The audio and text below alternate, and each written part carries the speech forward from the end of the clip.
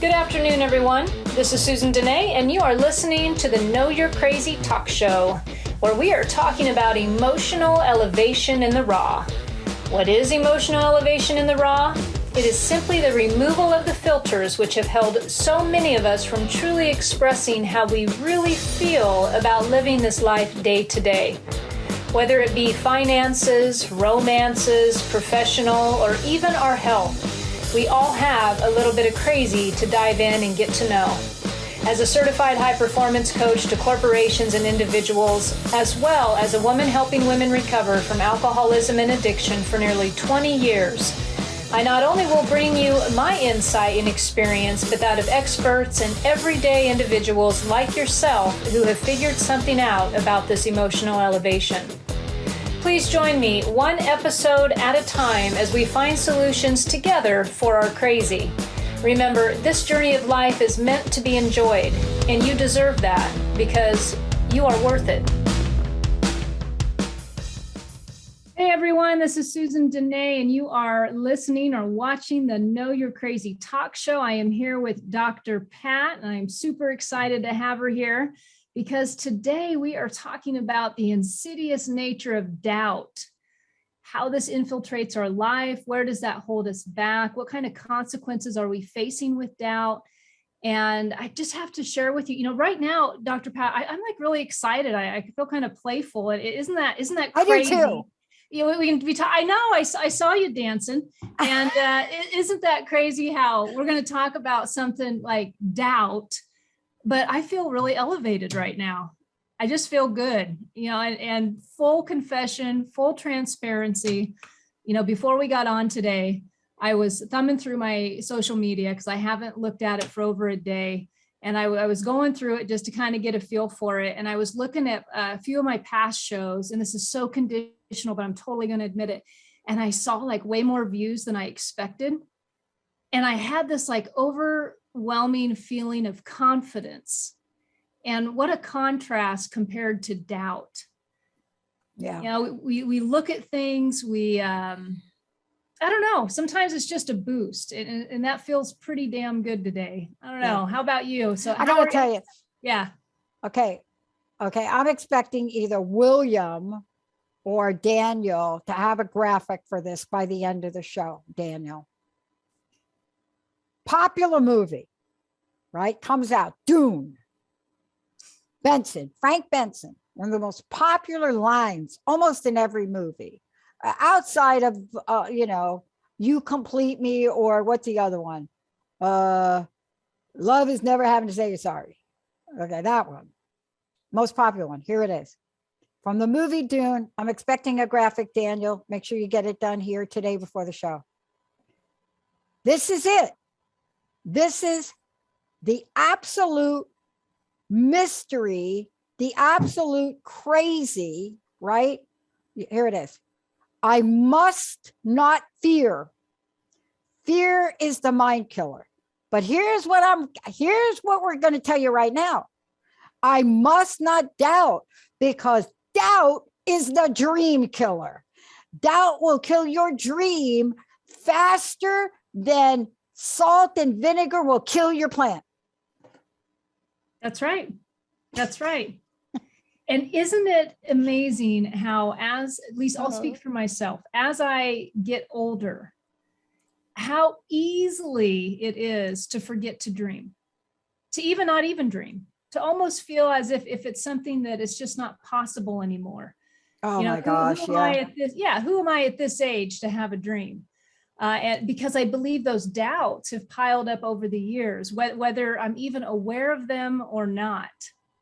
They have piled up, and suddenly I find myself unhappy, discouraged, and wondering what's going on, and unable to dream. Yeah.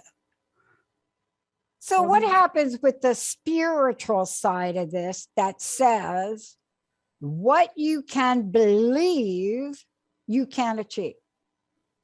Look, you and I are talking about doubt is because we haven't gotten this far in our journey without a little experience with it. Not because we're perfect in the mode, because maybe doubt is part of our crazy. Oh, absolutely. Is doubt part of your crazy? Absolutely. And it's the Yeah. crazy that I don't even realize is going on. In fact, I was having a conversation the other day with a fantastic woman, and we were talking about, I said to her, isn't it interesting how doubt kind of creeps in, not even aware that it's vibrating along with me. It's just happening. And the example I was giving, real life example, I'm back in Nebraska helping family out. Usually this is a no-brainer. I drive so I can bring all my high maintenance gear with me, my special water, my food, I mean, whatever, my yoga mat. I'm a high maintenance traveler. Or I'm going to go for the fast route and I'm going to hop on the plane. So I'm crunching numbers and I'm doing my thing. And I had like this overwhelming inability to make a decision. It was weird. It felt like this is never this hard. Why am I hung up on the decision which hotel I'm going to stay in? That never happens to me. I'm between either this person's house, this hotel, or that hotel. And I had to hang on to that indecision for a couple of days. It was a feeling of doubt. Suddenly, I didn't feel confident about making a decision, even whether I was flying or driving or where I was staying. And I was aware of it. I was kind of taken back. Like what the hell's going on? I've got this trip, it came up kind of out of nowhere. It doesn't matter. I've never been held back on that. I had to go a layer deeper to ask myself, what am I scared of? And here was the big question. Who am I afraid of disappointing?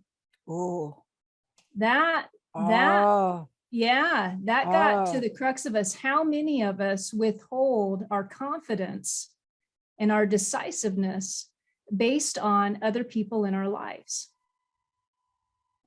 Yeah. Right. And how easily will we be influenced? Just a couple words, maybe not even a word, Susan. Maybe like somebody like Susan, like, oh, I think I'm going to fly. And you get this, what, Susan, you got, right? How easy do we get influenced?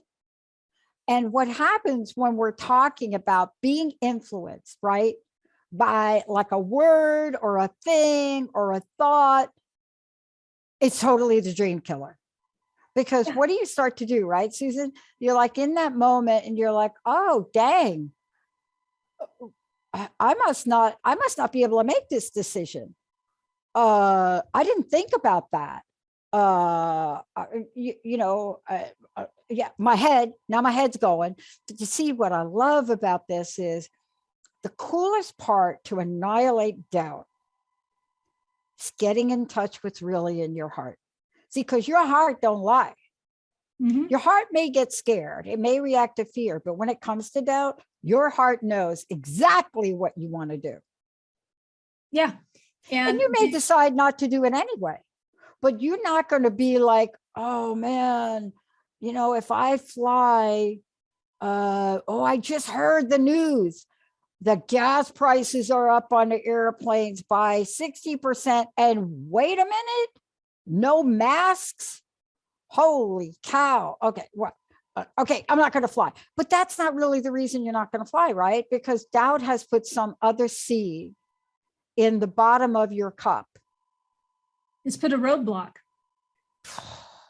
It's put a roadblock. 18-wheeler in your way. And then I think you're hitting it right on the head. The ability to pause and realize when we're being influenced. Nobody's asking us to be influenced. It's something that we pick up on our own, especially when it comes to the influence of other people's opinions or the influence of what's going on in society. You mentioned gas prices, right? That'll influence a decision. And we'll go away from the knowing within, the knowing that feels good, and then we will leverage that feeling in order to maybe make somebody else happier or align with somebody else's belief. But ultimately, whatever it is, when we go against the inside knowledge, the inside knowing, the inside confidence, it's because we get bothered and we're scared. We're scared of doing something wrong. We're scared of going in the wrong direction. And that is the dream killer. For years, not jumping off and taking a risk was, scared of financial insecurity, scared of letting down my family, scared of newness. I mean, how many people get scared of newness? If I make that new decision, who am I going to be? Or how is that going to impact my life? And so instead of making the new decision and doing something different to have a new experience, I'm just going to sit down and I'm going to settle for mediocrity because, that's safe. That's what feels safe anyways. That's what we think is safe, right? Yeah. It's that short term feeling that cuts us a break for the moment. It's that sigh of relief. I love that space you just described. You know what that is? That space you just described? It's this space that you get to have a moment of reprieve before the reality hits you that you've just made a decision you did not want to do.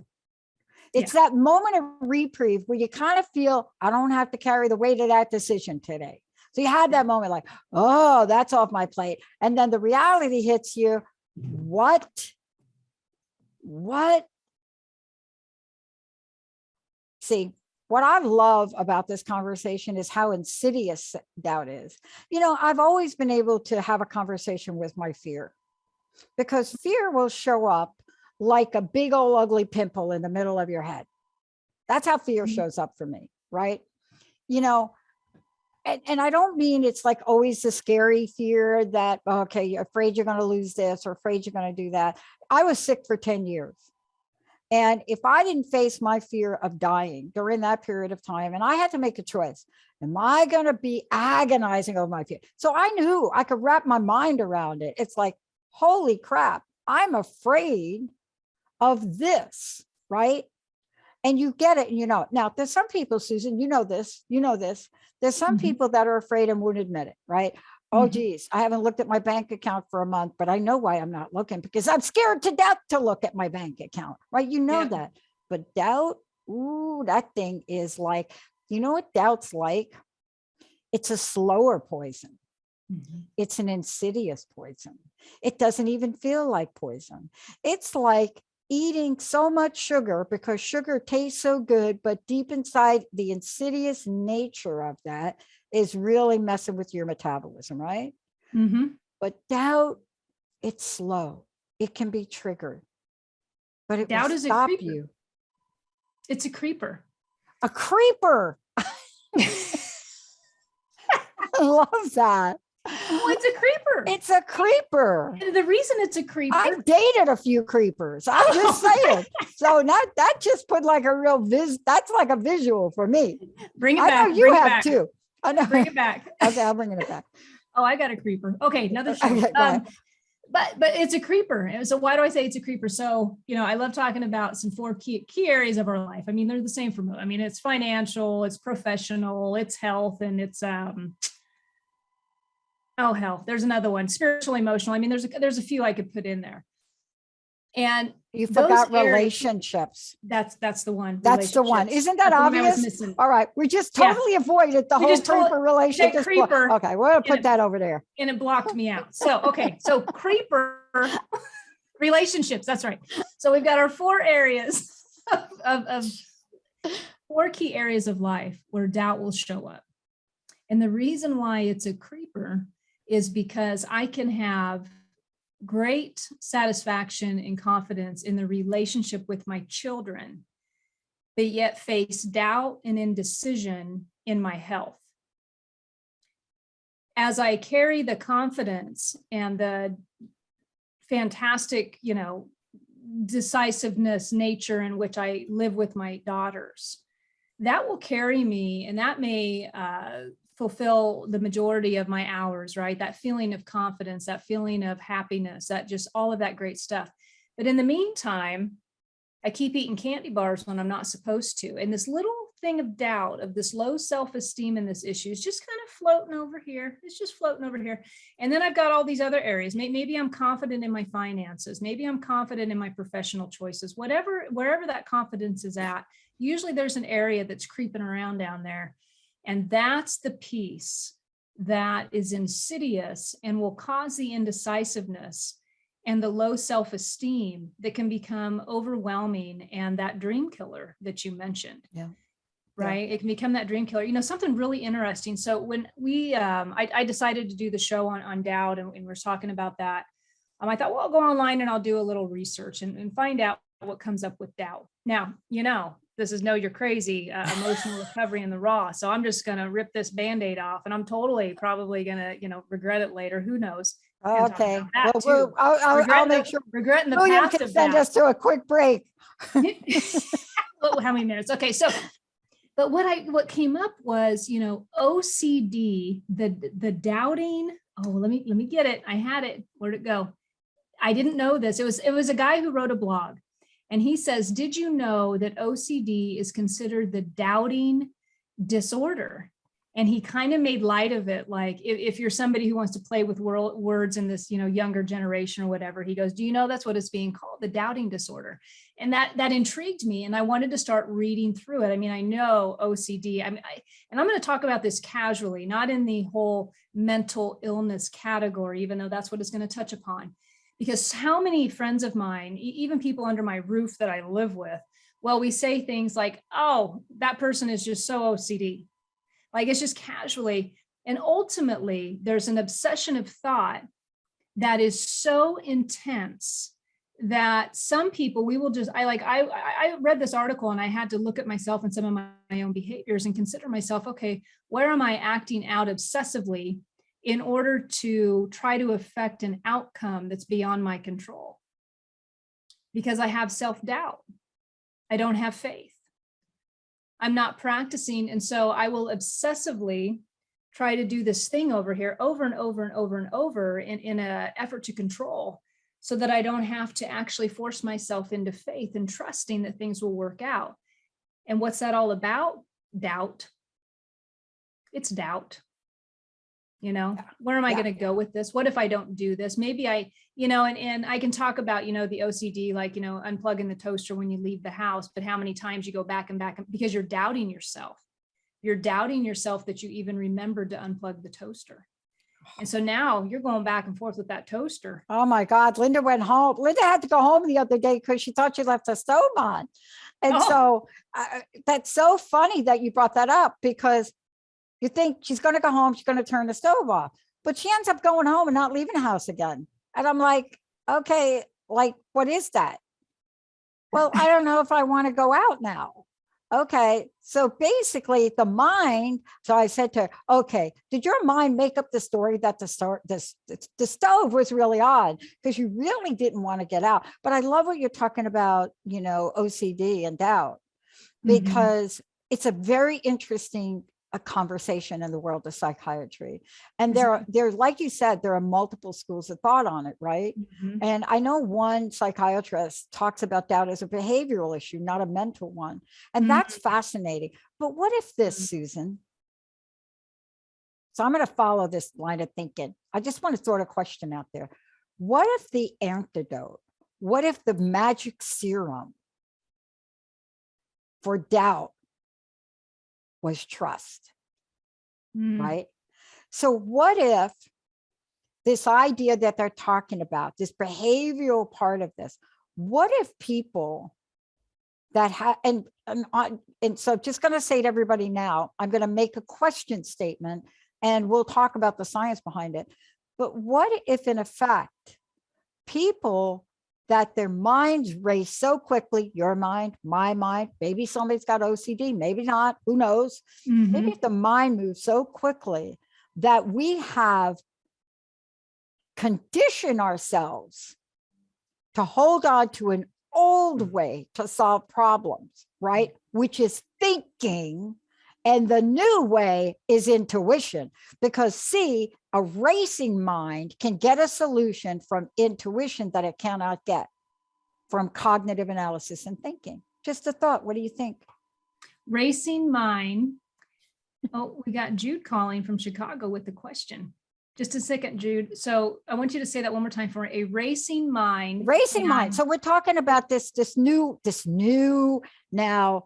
OCD is just one thing, but it really talks about a behavioral thing. So they want to take it away from decision making, and they want to say, no, it's a behavioral trait. So it's what's happening is it's this lack of confidence in one's own memory, attention, perception necessary. You see that? See, this is like crazy to me. Okay, this is Know You're Crazy, the show.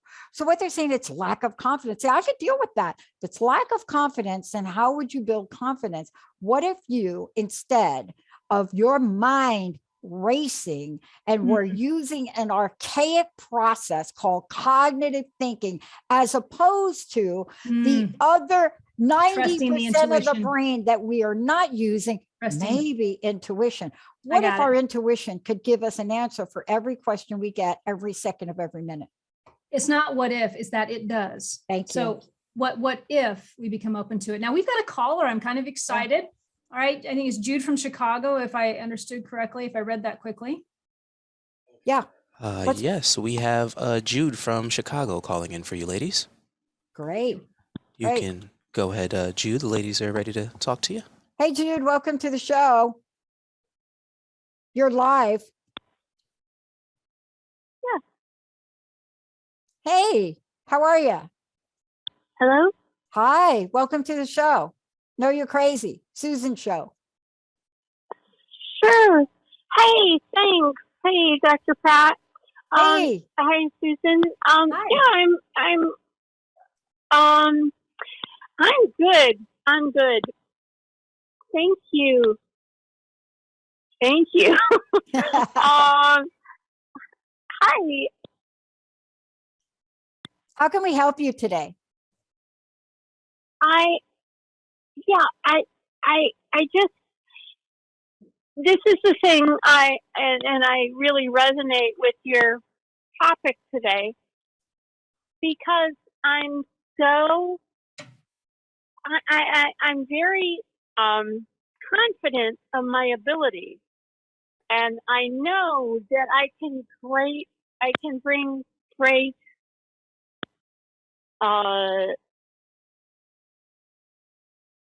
I can bring great. I have a lot to give to with my gifts and service. Yeah. I'm a medical intuitive. I'm an energy healer.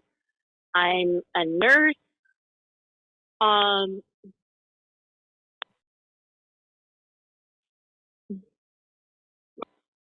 But I guess I'm stuck as to where I should start. Yes. That is the beginning of understanding the first sign of doubt. And I studied this. I've studied medical intuition with some of the a lot of like. So let's get you going. Susan's going to jump in on this because her show is called Know You're Crazy. So we know a little bit about this. But doubt is like this insidious thing. And I'm going to say I mean, my teachers have been amazing. Yeah. Right. Oh, yes. Yes. Yeah.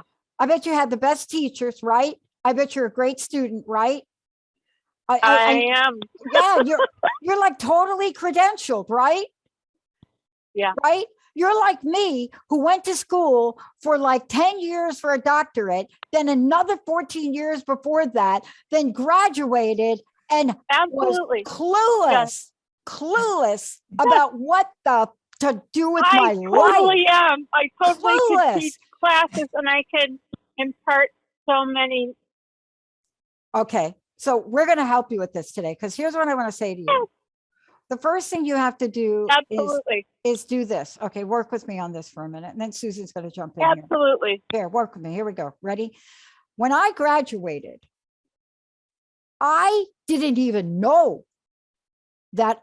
I honestly, I didn't even know until I was given a paper and they said, Dr. Baccili, come up here. I'm looking around the little room and I'm like, is my uncle here? Okay. Doubt is so insidious. that it will have us try to justify our credentials when you don't need to.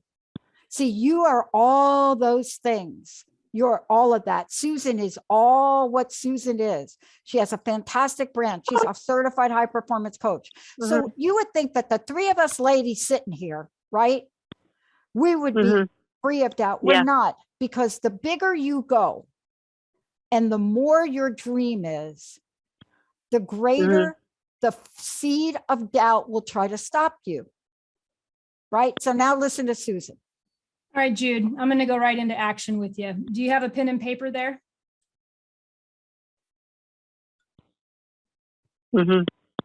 Okay. Tell me, in this journey that you're on, one of the ideas. Okay. Yep. Give me one of your ideas, because Okay, baby. I'm confident that in this journey of yours and all the energy that you've put into the action piece of this and the education and the certification, all of that, I'm confident that you've had ideas about where to start. Can you tell me one of those ideas that you've had?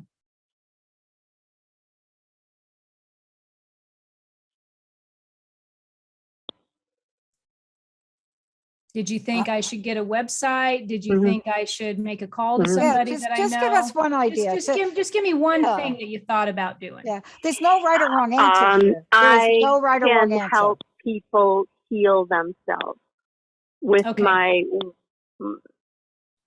Right. So that's a knowing. You know exactly what you're capable of. You know you can heal them. And so the next... I would have a website. I would have a website. I could have a podcast. Now we got it. Now we got it. Okay. Helping to heal yourself. There you go. Okay. So I'm just going to jump in with you. You got that pen and paper? You writing this down, Jude?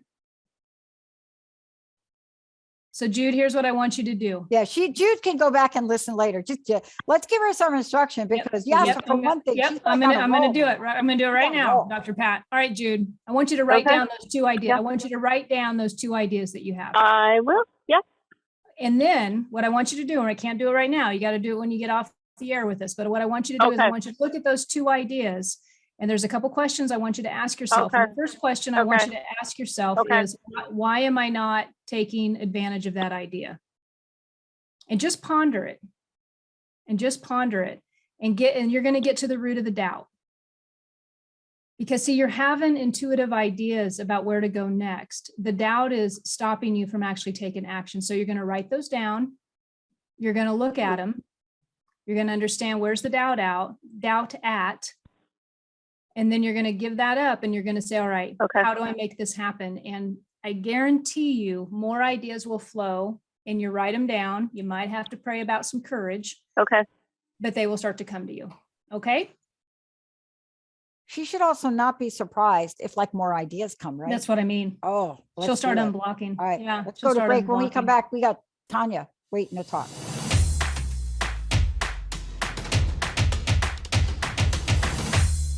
Hi, everyone. This is Susan Denee and Dr. Pat on the Know You're Crazy talk show, where we are talking about the insidious nature of doubt. We went to a brief break. We have a caller calling in that we're going to take. I think they're just going to message us her question. In the meantime, however, I was thinking about, so we were talking when we left, and we were talking about the mind racing, but being able to listen to the intuitive nature of our thoughts versus the cognitive old way.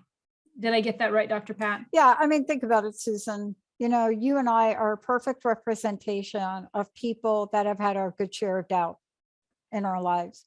But when people look at us, they wouldn't think that, right? People that look at me and, I talk about some of my own challenges. People think, no, not you. Look, if you can cultivate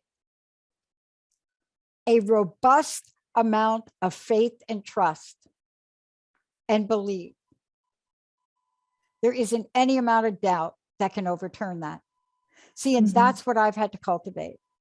But I'm not absent from having moments of doubt that will just creep in, and they creep in, they creep in like those little ants. right? Yeah. You get those little ants in the summer and they send about 2 or 3 of them and they scout out the place, right? And they come in and you're like, oh, I got a little ant. No, they are the scouts. They're scouting out. If they feel like it's safe to come in, like doubt will start to creep in. If it feels like, oh, I got her attention now, then the army comes. It's like an entire pathway. And what will happen sometimes is Eve will start to doubt things that we have no reason to doubt. Our spouses, our children, whatever it is, our life path. It does ourselves, right? You know, the color of our hair, the scarf that you decide to wear that's causing me fits during the show. But here's the point. There is a solution. And the work that you do with people, Susan, gets them to the solution. I will tell you, one of the favorite things I love to do with someone I'm working with is when they're consumed in one of those areas of their life that's not going the way they want it to go. You know, there's usually one that's elevated over the others. And when they're really consumed with that, what I really love is reminding them of how fantastic they truly are. Because when we get in that spot of self-doubt and we're thinking that there's no way we're going to get through this, or we're thinking, you know, we're going to let so many people down, we forget so quickly of all the amazing things that we're doing, you know, the kindness that we've offered throughout the day. Or one of the women is a fantastic entrepreneur, but when she gets in her area of hardship, she forgets all of that. You know, the decisiveness with her business, the customers that continue to come back to her, and all the strategy and confidence that's required in order to do that. And then what will happen is this one area of fear or doubt will get really big, and we start to give our whole selves to it and forget all these other wonderful things that we're doing, you know. And what popped in my head just now was just that monster of comparison with others and what we think others have that we want. I just got off the phone with a woman today who was sharing her experience and her struggle with her weight and her health. And as she was talking about it, we were also talking about OCD of all things. We were talking about that ironically. And just how easy it is to get overwhelmed by the feeling, I'm never going to get out of this. This is going to take too long. And we both kind of chuckled because, you know, anytime we get into any type of weight loss, I mean, whatever, it goes on in a day, but it takes 20 to come off. It's just, and so there's this feeling of trudging and trying to get through it and all the doubt that is there to get to the other side. And so I think, you know, so the eradicating of the uncertainty in our minds, because I like going back to that intuitive knowing. I like going back to that a little bit, and how eradicating the thought patterns that are dismantling us. And so how often have you heard it? It doesn't matter what your beliefs are. It doesn't matter. I mean, you could take anybody who doesn't even have a spiritual practice, but you've heard them say, one day, I just knew it. I knew it. I had a knowing. Or they'll say, when I left that relationship, I knew way before that, and I just stayed for whatever reason. Yeah. You know this? Yeah. Or I suddenly thought of somebody and then they called me. Yeah. Or, and so that is the intuitiveness, but so often we have buried that, or we don't. And you said the word earlier on the show, we do not trust it. Yeah. We do not trust it, but everybody has experienced that. But we don't want to talk about that because that's too woo-woo. Well, I mean, let's just follow up here for a minute, because Tanya we've got some people on Facebook, and I want to get to Tanya's question. Tanya, thank you for going to Facebook.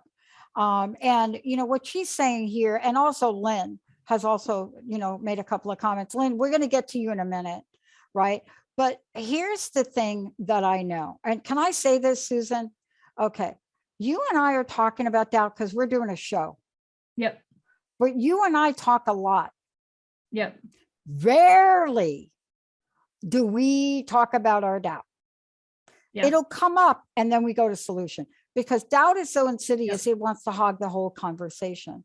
Now, I think Tanya's here, right? William, we have Tanya now? Yes, we do have Tanya available. Let's hello, Yay. Tanya. How are you? Hi, I'm good. Perfect. We did it, Tanya. All right. Tell us how we can help you here.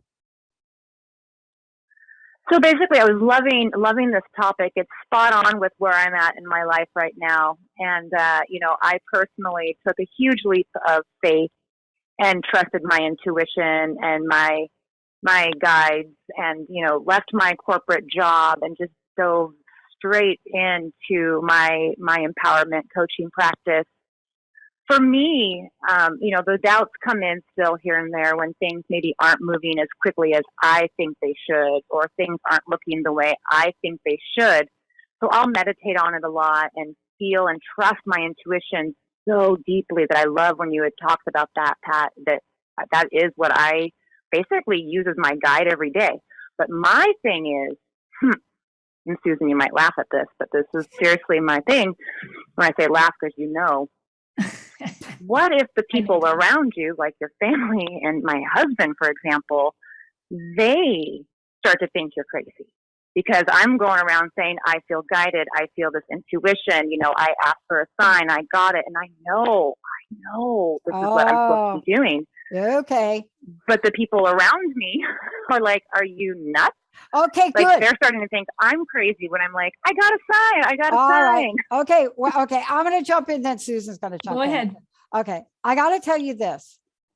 When you make decisions like you've made, like Susan made, like I made, seriously, you have to use this. Catherine Ponder, fabulous books, Dynamic Laws of Prosperity. When you go on this path, right, you have to use discernment. I got to tell you, when I first got sober and I popped out and I was like all over this, I was like, hey, let me tell you about this. You guys, you should really go do the first step. Let me just say, read the book. Oh my God. And so I had one of my mentors stop me and say, stop. When you have an idea or you're on a pathway, do not dilute it. So we have to use discernment with the people that we're sharing it with, because people would think you have lost it. And yet, in a sense, maybe we have a little bit. I just want to say, because I don't think if I didn't lose a little bit, I wouldn't have gained my life where it is today. Yeah. But rule number one is discernment. Find people you can call and say, hey, I got a great intuitive hit. Okay, right? I have one person I could say, you know what? I think I just channeled Elvis today. And here's what he told me to do. Yeah. Yeah, that's very true. The other thing that came to mind, or there were two things that came to mind for me. One of the subjects I love talking about is protect your peace. And so when Pat says, use discernment, my filter loves to say, which simply means we don't talk about it. We don't talk about it to those who can't receive it. And sometimes the unfortunate part about diving into our dreams, right? The unfortunate part, if there is such an unfortunate part, but here's the thing. Not everybody's going to understand that because it's not their energy to understand. Right. It's only ours. And so when Pat, you're talking about, you got to find your tribe and who's going to understand and appreciate that. Yeah. And there's been a lot of things for me personally that I'll experience that I really don't talk about much, or I'll call the folks who I can actually talk to about that. But I know specifically who I can call who's going to understand it, or understand what it's like when you're trying to build this dream and all these different things. And the family is just kind of like, what, or how much is that going to cost? And what are you doing again? And did you ever do anything with this on the other side? And are you sure? And then I get all weird and, well, how much do I need to disclose? And then I start getting agitated, which can really ruin the whole energy, right? And so protecting the pieces, I'm pretty much protecting my dream, if I want to label that at that point. And I'm going to protect my dream, and I'm just going to hold it close to the heart, and I'm going to find my tribe and really find my cheerleaders who, and it's not that my family doesn't want to cheerlead me. They're actually very supportive. And I know yours is also very supportive and in the hoops, but we know how scary it is to have a dream. We know how scary it is to be outside the box, and we're crazy a little bit. So we go. And when our family, they're not on that same level. They have different beliefs. They have different mindsets. They're doing what they do because that's what they enjoy doing. So to understand, the somewhat dream insanity of this, not very many people are going to be able to do that until we find our tribe. And then that tribe is going to absolutely support and love that. And here's the other thing. Here's the second thought I had on that. So if I'm going to go in, I just had this conversation with someone close to me the other day. Her son's struggling with addiction, and he's doing a lot of talking to her. And I said, here's the deal: empathy and understanding. Okay, if somebody's really sad and really hurting, and I want to empathize with them, I can meet them on the same level. But if I'm expecting that they're struggling a little bit, so let's just say this is family struggling with the dream, not seeing the vision, blah, blah, blah, right? And it feels negative to you. To them, it's concerning. To you, it might feel a little negative. Your energy, as much as you might be able to empathize with them, your energy has to be held high. It has to be completely elevated before you engage in that conversation, because you hold that special space of excitement, of joy and trust. And you might just be holding it for you, but if you hold that space, this person who's kind of struggling a little bit, they're going to obviously start to vibrate right up with you at some point, right? And, you know, here's the deal. You know, when you jump out like you have and done the amazing work that you're doing, which I see you doing, Tanya, when you jump out and you do those things, it's on faith. It's a creativity. It's a drive that you have. Some of the people in our lives need the more tangible results to see that it's working. And that's a coming. Yeah. That's a coming, right? Yeah. It's good stuff. Look, here's the thing. Well, thank you. I love it. You know, in your heart, that's what you have to protect. It's like Susan says, when Susan says, protect your peace, of course, your external environment, but you've got to protect your peace that's in your heart and in your soul. That's what I mean. See, that's what she's talking about. Yes, you have to protect your peace around your house and your family, but this thing that's in your heart and your soul, you have to protect it. You have to nurture it. You have to feed it. You have to water it. And the only way to do that is you've got to hang out. I'm telling you, Oprah said this. We talked about it today on our show. You've got to find people to hang out with. Susan belongs to a group. She belongs to a mastermind group. She belongs to coaching groups. We all have to do that, because we're going to have some things that we're going to do in life, and other people are going to think we've lost it. Look, I'm not kidding when I say to you, both of us, we've gone to school, we've taken classes, we've been certified, we've done so many things that we've done, but we haven't gotten a traditional job. And I want to tell you something. If you go to school like I did for as many years as I did, and you're in a relationship with somebody, and you come home with $100,000 worth of school bills, and you come home and say, I can't take that big fat paycheck job at Land O'Lakes. And they look at you and you say, what are you going to do? I'm going to do crust busting. And you know what? I'm going to pay thousands of dollars to be on this radio show. And I'm going to have a show called Crust Busting. Don't think for a minute they're not thinking, oh, okay, right?